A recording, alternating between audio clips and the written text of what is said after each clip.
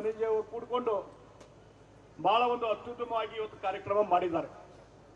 ಇವತ್ತಿನ ಈ ಸಭೆ ನೋಡಿದ್ರೆ ಕಾಂಗ್ರೆಸ್ ಪಾರ್ಟಿ ಒಳಗೆ ನಡಕ ಸ್ಟಾರ್ಟ್ ಆಗ್ತದೆ. ಇವತ್ತೇನು ನಮ್ಮ ರಮೇಶ್ ಜಾರಕಿಹೊಳಿ ಹೇಳಿದ್ರು, ಇಲ್ಲಿಂದಲೇ ಜೈಬೇರಿ ಚಾಲು, ಇಲ್ಲಿಂದಲೇ ಜೈಬೇರಿ ಜಯದ ಓಟ ಇಲ್ಲಿಂದಲೇ ಪ್ರಾರಂಭ. ಈ ಸಲ ಬಹುಶಃ ನನಗನ್ನಿಸೋ ಮಟ್ಟಿಗೆ ಇದೊಂದು ಚಾಲೆಂಜ್ ತಗೊಂಡು ಬೆಳಗಾವಿ ಗ್ರಾಮೀಣ ಕ್ಷೇತ್ರದಲ್ಲಿ ಅತ್ಯಂತ ಹೆಚ್ಚು ಮತಗಳ ಅಂತರಿಂದ ಗೆಲ್ಲಬೇಕು ಬಿಜೆಪಿ. ಆ ಕೆಲಸವನ್ನು ನೀವೆಲ್ಲ ಮಾಡ್ತೀರಿ ಅನ್ನುವಂತ ಒಂದು ಚಾಲೆಂಜ್ ನಾವು ತೆಗೆದುಕೊಳ್ಳೋಣ. ಈ ಚುನಾವಣೆ ರಾಷ್ಟ್ರೀಯ ವಿಚಾರಕ್ಕೆ ಸಂಬಂಧಪಟ್ಟ ಚುನಾವಣೆ.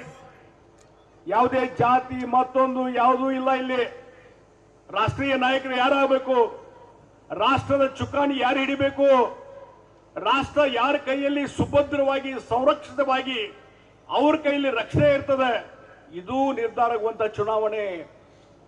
ನರೇಂದ್ರ ಮೋದಿ ಅವರು ಈಗಾಗಲೇ 10 ವರ್ಷ ಅಧಿಕಾರವನ್ನು ಮಾಡಿ ಇಡೀ ದೇಶದ ಜನರ ಒಂದು ವಿಶ್ವಾಸವನ್ನ, ಪ್ರೀತಿ ವಿಶ್ವಾಸವನ್ನು ತೆಗೆದುಕೊಂಡಿದ್ದಾರೆ. 10 ವರ್ಷದ ಹಿಂದೆ ನರೇಂದ್ರ ಮೋದಿ ಅವರು ಈ ದೇಶದ ಚುಕ್ಕಾಣಿ ಹಿಡಿಯುವ ಮುಂಚೆ ಯಾವ ರೀತಿ ಜನಪ್ರಿಯತೆ ಇತ್ತೋ ಅದೇ ಜನಪ್ರಿಯತೆ 10 ವರ್ಷದ ನಂತರ ಇವತ್ತು ನರೇಂದ್ರ ಮೋದಿಯವರಿಗಿದೆ.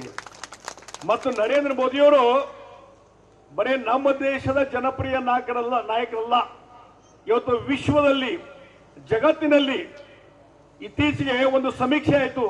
ಅಂತಾರಾಷ್ಟ್ರೀಯ ಮಟ್ಟದಲ್ಲಿ ಕೆಲವು ಮಾಧ್ಯಮದವರು, ಕೆಲವು ಏಜೆನ್ಸಿ ಸಮೀಕ್ಷೆ ಮಾಡಿ ಜಗತ್ತಿನ 10 ನಾಯಕರಲ್ಲಿ ಯಾರು ಜನಪ್ರಿಯ ನಾಯಕರಂತ ಸಮೀಕ್ಷೆ ಮಾಡಿದಾಗ ಇಡೀ ಜಗತ್ತಿನಲ್ಲಿ ನಂಬರ್ 1 ಜನಪ್ರಿಯ ನಾಯಕರು ಯಾರಂದ್ರೆ ಅದು ನರೇಂದ್ರ ಮೋದಿಯವರು.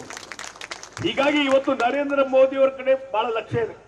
ಮತ್ತೆ ಈ ಚುನಾವಣೆ ನಡೀತದಲ್ಲ, ಲೋಕಸಭಾ ಚುನಾವಣೆ, ಇಡೀ ಜಗತ್ತು ನೋಡಕತ್ತಿದೆ. ಇಡೀ ಜಗತ್ತು ಮೋದಿಯವರು ಮುಂದೆ ಪ್ರಧಾನಮಂತ್ರಿ ಆಗ್ತಾರೋ ಇಲ್ಲೋ, ಯಾಕಂದ್ರೆ ಕೆಲವು ರಾಷ್ಟ್ರಗಳು ಸಂಚು ಮಾಡ್ಲಿಕ್ಕೆ ಹತ್ತಿದಾವೆ. ಚೈನಾ ನಮಗೆ ಯಾವಾಗಲೂ ಸ್ಪರ್ಧೆ ಮಾಡುವಂತ ಚೈನಾ, ಅವ್ರು ಯಾವಾಗಲೂ ನೋಡ್ತಾ ಇದ್ದಾರೆ ಇಲ್ಲಿ ನರೇಂದ್ರ ಮೋದಿ ಅವರು ಎಲ್ಲಿವರೆಗೆ ಇರ್ತಾರೆ, ಅವ್ರು ಪ್ರಧಾನಮಂತ್ರಿ ಆಗಿರ್ತಾರೆ. ಚೈನಾಗೆ ಸ್ಕೋಪ್ ಇಲ್ಲ. ಮತ್ತು ಅಮೆರಿಕ ಆಗಲಿ ಅಥವಾ ಇನ್ನಿತರ ಮುಂದುವರೆದ ರಾಷ್ಟ್ರ ಇದಾವಲ್ಲ, ಅವರೆಲ್ಲ ನೋಡ್ತಾ ಇದ್ದಾರೆ ಈ ಚುನಾವಣೆ ಏನಾಗ್ತದೆ ಅಂತ ಹೇಳಿ.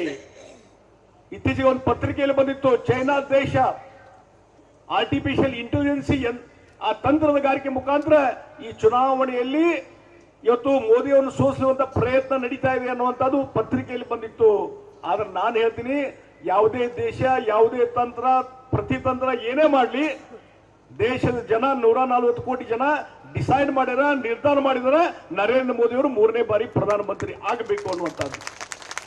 ಆ ಹಿನ್ನೆಲೆಯಲ್ಲಿ ಇವತ್ತು ದೇಶ ನೋಡಿ, ಮೋದಿ ಅವರು ಪ್ರಧಾನಮಂತ್ರಿ ಆಗೋಕ್ಕಿಂತ ಮುಂಚೆ ಆರ್ಥಿಕ ಪ್ರಗತಿಯಲ್ಲಿ ನಮ್ಮ ದೇಶ 8ನೇ ಸ್ಥಾನದಲ್ಲಿತ್ತು. 8ನೇ ಸ್ಥಾನ. ಇವತ್ತು 10 ವರ್ಷದಲ್ಲಿ 4ನೇ ಸ್ಥಾನಕ್ಕೆ ಬಂದದ. 4ನೇ ಸ್ಥಾನಕ್ಕೆ ಬರೀ 10 ವರ್ಷದಲ್ಲಿ. ಇನ್ನೊಂದು 2-3 ವರ್ಷದಲ್ಲಿ 3ನೇ ಸ್ಥಾನಕ್ಕೆ ಬರ್ತೀವಿ. 3ನೇ ಸ್ಥಾನಕ್ಕೆ. ಇನ್ನು 10 ವರ್ಷದ ನಂತರ ಭಾರತ ದೇಶ ಇಡೀ ಜಗತ್ತಿನಲ್ಲಿ ಎಲ್ಲಾ ರಾಷ್ಟ್ರವನ್ನು ಮೀರಿ ನಂಬರ್ 1 ಸ್ಥಾನದಲ್ಲಿ ಬರ್ತೀವಿ. ನಂಬರ್ 1 ಸೂಪರ್ ಪವರ್ ಆಗ್ತೀವಿ. ಇದಕ್ಕೆ ಅಡಪಾಯ ಹಾಕಿದ್ದವರು, ತಳಪಾಯ ಹಾಕಿದವರು ಸನ್ಮಾನ್ಯ ನರೇಂದ್ರ ಮೋದಿ ಅನ್ನುವಂತ ಮಾತಾಡ್ತೀನಿ. ನರೇಂದ್ರ ಮೋದಿ ನೋಡಿ ಯಾವ ರೀತಿ ಇವತ್ತು ಅಕ್ಕಪಕ್ಕದಲ್ಲಿ ರಾಷ್ಟ್ರಗಳು. ಪಾಕಿಸ್ತಾನ, ಇತ್ತೀಚೆಗೆ ಪಾಕಿಸ್ತಾನದಲ್ಲಿ ಅಲ್ಲಿ ಯುವಕರ ಒಂದು ವಿಡಿಯೋ ನೋಡಿದ್ದೀನಿ ನಾನು.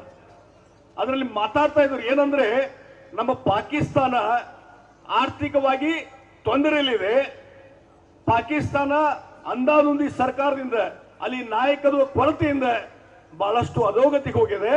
ಹೀಗಾಗಿ ಆ ಯುವಕರು ಮಾತಾಡ್ತಿದ್ರು, ನಮ್ಮ ನಾಯಕರಲ್ಲಿ ನಮಗೆ ವಿಶ್ವಾಸ ಇಲ್ಲ, ನಮ್ಮ ದೇಶ ಕುಸಿದು ಹೋಗ್ತದೆ. ಇವತ್ತು ಪಾಕಿಸ್ತಾನ ಏನಾದ್ರು ಉದ್ಧಾರ ಆಗಬೇಕಾದ್ರೆ ಅದು ನರೇಂದ್ರ ಮೋದಿ ಅಂತ ನಾಯಕರಿಂದ ಮಾತ್ರ ಸಾಧ್ಯ ಅನ್ನುವಂಥದ್ದು ಪಾಕಿಸ್ತಾನದ ಯುವಕರು ಮಾತಾಡ್ಲಿಕ್ಕೆ ಚಾಲು ಮಾಡಿದ್ದಾರೆ. ಹೀಗಾಗಿ ಇವತ್ತು ಇಡೀ ಜಗತ್ತಿನ ಗಮನವನ್ನು ಸೆಳೆದಂತ ವ್ಯಕ್ತಿ ನರೇಂದ್ರ ಮೋದಿ. ಹೀಗಾಗಿ ಕಾಂಗ್ರೆಸ್ ಅವರಿಗೆ ಟಾಲರೇಟ್ ಮಾಡ್ಲಿಕ್ಕೆ ಆಗ್ತಾ ಇಲ್ಲ, ಬೇರೆ ಪಕ್ಷಗಳಿಗೆ ಟಾಲರೇಟ್ ಮಾಡ್ಲಿಕ್ಕೆ ಆಗ್ತಾ ಇಲ್ಲ. ಒಂದ್ ಕಡೆ ನರೇಂದ್ರ ಮೋದಿ. ಇನ್ನು ನಾವೊಂದು ಕೇಳ್ತೀನಿ, ಕಾಂಗ್ರೆಸ್ಸಿನ ನಾಯಕರು ಯಾರು? ನಾ ಇವತ್ತು ಹೇಳ್ತೀವಿ ನರೇಂದ್ರ ಮೋದಿ ನಮ್ಮ ನಾಯಕರು. NDA ಒಕ್ಕೂಟದವ್ರು ಹೇಳ್ತಾರ ನರೇಂದ್ರ ಮೋದಿ ನಮ್ಮ ನಾಯಕರು, ಅವರು ಮುಂದಿನ ಪ್ರಧಾನಮಂತ್ರಿ ಅಭ್ಯರ್ಥಿ ಅಂತ ನಾವು ಹೇಳ್ತೀವಿ. ನಾ ಕಾಂಗ್ರೆಸ್ ಅವ್ರು ಕೇಳ್ತೀನಿ, ನಿಮ್ಮ ಪ್ರಧಾನಮಂತ್ರಿ ಅಭ್ಯರ್ಥಿ ಯಾರು? ಇಂಡಿಯಾ ಒಕ್ಕೂಟಿದೆ.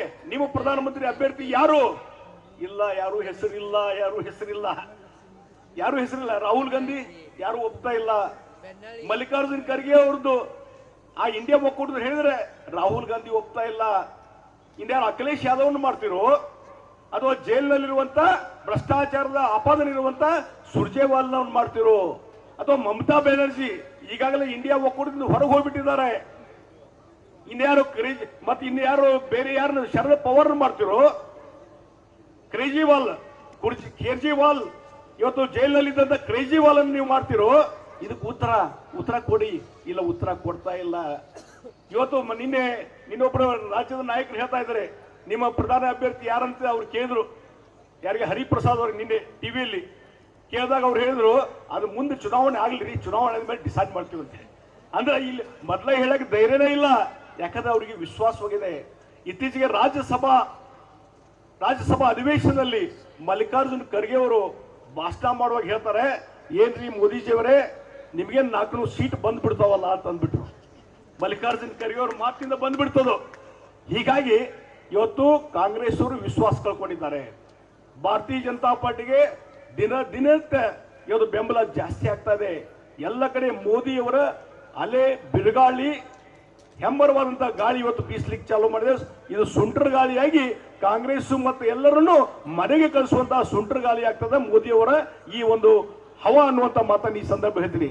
ಅದಕ್ಕಾಗಿ ಒಂದು ಮಾತನ್ನು ಹೇಳ್ತೀನಿ, ಮೋದಿಯವರು ಮತ್ತೊಂದು ಸಲ ಪ್ರಧಾನಮಂತ್ರಿ ಆಗಬೇಕು. ಯಾಕಂದ್ರೆ ದೇಶದ ಸುರಕ್ಷತೆ ಸಲುವಾಗಿ. ನೋಡಿ, ಮೋದಿಯವರು ಮಾಡಿದಂತ ಕೆಲಸ ಕಾರ್ಯಗಳು ಇವತ್ತು ಜಮ್ಮು ಕಾಶ್ಮೀರದಲ್ಲಿ ದಿನನಿತ್ಯ ಭಯೋತ್ಪಾದಕರ ಹಾವಳಿ, ಅಲ್ಲಿ ವಿಶೇಷ ಸ್ಥಾನಮಾನ ಕೊಡಲಾಗಿತ್ತು.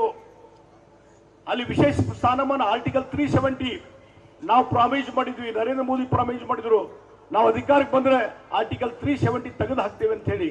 ಇವತ್ತು ನೋಡಿ, ಆರ್ಟಿಕಲ್ 370 ತೆಗೆದು ಹಾಕಿದ್ರಿಂದ ಮೋದಿಯವರು, ಅಮಿತ್ ಶಾ ಇವತ್ತು ಜಮ್ಮು ಕಾಶ್ಮೀರದಲ್ಲಿ ಶಾಂತಿ ನೆಲೆಸಿದೆ. ಇವತ್ತು ಬೆಳಗಾವಿದವರು, ಹಿಂಡಲಗದವರು ನೀವು ಜಮ್ಮು ಕಾಶ್ಮೀರಕ್ಕೆ ಹೋಗಿ ಆಸ್ತಿ ಖರೀದಿ ಮಾಡಬಹುದು, ನಿಮ್ಮ ವಹಿವಾಟು ಮಾಡಬಹುದು. ಮೊದಲು ಈ ಅವಕಾಶ ಇರಲಿಲ್ಲ, ಇವತ್ತು ಆ ಅವಕಾಶ ಬಂದದೆ. ನಾವೆಲ್ಲ ತಂಪು ಸ್ಥಳ ಅಂತ ಹೇಳಿ ಸ್ವಿಟ್ಜರ್ಲೆಂಡ್ ಹೋಗ್ತೀವಿ. ಇನ್ನು ಮುಂದೆ ಇಡೀ ದೇಶದ, ಭಾರತ ದೇಶದ ಸ್ವಿಟ್ಜರ್ಲೆಂಡ್ ಯಾವುದು? ಅದು ಜಮ್ಮು ಕಾಶ್ಮೀರ್ ಶಾಂತಿ ನೆಲೆಸಿದೆ. ಇನ್ನೊಂದು ಕಪ್ಪು ಚುಕ್ಕೆ ಇದೆ ಜಮ್ಮು ಕಾಶ್ಮೀರದಲ್ಲಿ, ಏನಂದ್ರೆ POK, ಪಾಕಿಸ್ತಾನ್ ಅಕ್ಯುಪೈಡ್ ಕಾಶ್ಮೀರ್. ಅದೊಂದು ಕಪ್ಪು ಚುಕ್ಕೆ ಆ ಮ್ಯಾಪ್ ನಲ್ಲಿ ಅದೊಂದಿದೆ. ಅದಕ್ಕಾಗಿ ನಾನು ಹೇಳ್ತೀನಿ, ಬಹುಶಃ ಈ 400 ಸೀಟ್ ಪಡ್ಕೊಂಡ ಮೇಲೆ ನರೇಂದ್ರ ಮೋದಿ ಅವರು ಮತ್ತೊಮ್ಮೆ ಪ್ರಧಾನಮಂತ್ರಿ ಆದ್ಮೇಲೆ ಮೊಟ್ಟ ಮೊದಲ ಕೆಲಸ ಈ POKನ ತೆಗೆದು ಹಾಕಿ ಅಖಂಡವಾದಂತಹ ಜಮ್ಮು ಕಾಶ್ಮೀರ ಆ ಮ್ಯಾಪ್ ನಲ್ಲಿ ಬರ್ತದೆ. ಮುಂದಿನ ಗುರಿ ಇದು. ಮತ್ತೆ ಇನ್ನೊಂದು, ರಾಮ ಮಂದಿರ ಅಯೋಧ್ಯೆಯಲ್ಲಿ, ಎಲ್ಲಿ ರಾಮ ಜನ್ಮ ತಾಳಿದನೋ ಆ ಅಯೋಧ್ಯೆಯಲ್ಲಿ ರಾಮ ಮಂದಿರ ಆಗ್ಬೇಕಂತ ಹೇಳಿ 100 ಕೋಟಿ ಜನರ ಆಶಯ. ಆ ಒಂದು ಆಶಯವನ್ನ ಈಡೇರಿಸುವಂತ ಕೆಲಸ ಇವತ್ತು ಯಾರಾದರೂ ಮಾಡಿದ್ರೆ ಅದು ನರೇಂದ್ರ ಮೋದಿ. ಕೋರ್ಟು ಕಚೇರಿ ಎಲ್ಲವೂ ಕೇಸುಗಳನ್ನ ಕಾನೂನು ವ್ಯಾಪ್ತಿಯಾಗಿ ಖಾಲಿಯಾಗಿ ಇವತ್ತು ನರೇಂದ್ರ ಮೋದಿ ಪ್ರಧಾನಮಂತ್ರಿ ಇದ್ದಾಗಲೇ ಆ ರಾಮ ಮಂದಿರ ನಿರ್ಮಾಣ ಹಾಕಲಿಕ್ಕೆ ಭೂಮಿ ಪೂಜೆಯನ್ನು ಮಾಡಿ ಇವತ್ತು ರಾಮ ಮಂದಿರ ನಿರ್ಮಾಣ ಆದ್ಮೇಲೆ ಅದರ ಉದ್ಘಾಟನೆ ಮಾಡಿ ಪೂಜೆಯನ್ನು ಮಾಡಿದಂತ ಅವರು ಯಾರು? ನರೇಂದ್ರ ಮೋದಿಯವರು. ಹೀಗಾಗಿ ಇಡೀ ದೇಶದಲ್ಲಿ ಒಂದು ಬದಲಾವಣೆಯನ್ನು ನಾವು ಕಾಣ್ತಾ ಇದ್ದೇವೆ. ಬಹುಶಃ ಇನ್ನೊಂದು 400 ಸೀಟ್ ಬಂದ ಮೇಲೆ ಮುಂದಿನ ಮತ್ತೊಂದು ನಮ್ಮ ಗುರಿ, ಇಡೀ ದೇಶದಲ್ಲಿರುವಂತಹ ಎಲ್ಲಾ ನಾಗರಿಕರಿಗೆ ಒಂದೇ ಕಾನೂನು ಬೇಕು. Common civil code. ಹೀಗಾಗಿ ಇವತ್ತು ನಾಗರಿಕರು ಯಾರು ಯಾವುದೇ ಧರ್ಮದವರು ಇರಲಿ, ಮತ್ತೊಂದಿರಲಿ, ಎಲ್ಲರಿಗೂ ಒಂದೇ ಕಾನೂನು. ಇವತ್ತು ಒಂದು ಧರ್ಮದವರಿಗೆ 1 ಲಗ್ನ ಆಗ್ಬೋದು, ಮತ್ತೊಂದು ಧರ್ಮದವ್ರಿಗೆ 4 ಲಗ್ನ ಆಗ್ಬೋದು. ಇವೆಲ್ಲ ಕಾನೂನು ಇರುವುದಿಲ್ಲ. ಮುಂದೆ ಎಲ್ಲರಿಗೂ ಒಂದೇ ಕಾನೂನು. ಈ ದೇಶದಲ್ಲಿ ಇರತಕ್ಕಂಥ ನಮ್ಮ ಸಂಸ್ಕೃತಿ, ಪರಂಪರೆ ಇದನ್ನ ಒಪ್ಕೊಂಡು ಇವತ್ತು ಕೆಲಸ ಮಾಡಬೇಕಾಗ್ತದೆ. ಆ ಒಂದೇ ಕಾನೂನು ಬರುವಂತದ್ದು ಬಹಳ ಹತ್ತಿರದಲ್ಲಿದೆ ಅನ್ನುವಂತ ಮಾತನ್ನ ಈ ಸಂದರ್ಭದಲ್ಲಿ ನಾನು ಹೇಳಬಯಸ್ತೇನೆ. ಹೀಗಾಗಿ ಇವತ್ತು ಮುಂದಿನ ದೇಶದ ಪ್ರಗತಿ ಸಲುವಾಗಿ ಇವತ್ತು ನರೇಂದ್ರ ಮೋದಿ ಅವರು ದೇಶದ ಅಗತ್ಯ ಇದೆ ಅನ್ನುವಂತ ಮಾತನ್ನು ಹೇಳ್ತೀನಿ. ಇಲ್ಲಿ ದಿವಂಗತ ಸುರೇಶ್ ಅಂಗಡಿಯವರನ್ನ ನೀವು 4 ಬಾರಿ ಆಶೀರ್ವಾದ ಮಾಡಿದ್ರಿ. ಅವರ ಅಕಾಲಿಕ ನಿಧನ ಆದ್ಮೇಲೆ ಇವತ್ತು ಶ್ರೀಮತಿ ಮಂಗಳಾ ಅಂಗಡಿಯವರನ್ನ ನೀವು ಆರಿಸಿ ತಗೊಂಡ್ಬಂದ್ರಿ. ಯಾವ ರೀತಿ ಆಶೀರ್ವಾದ ಮಾಡಿದಂತ ಸಂದರ್ಭದಲ್ಲಿ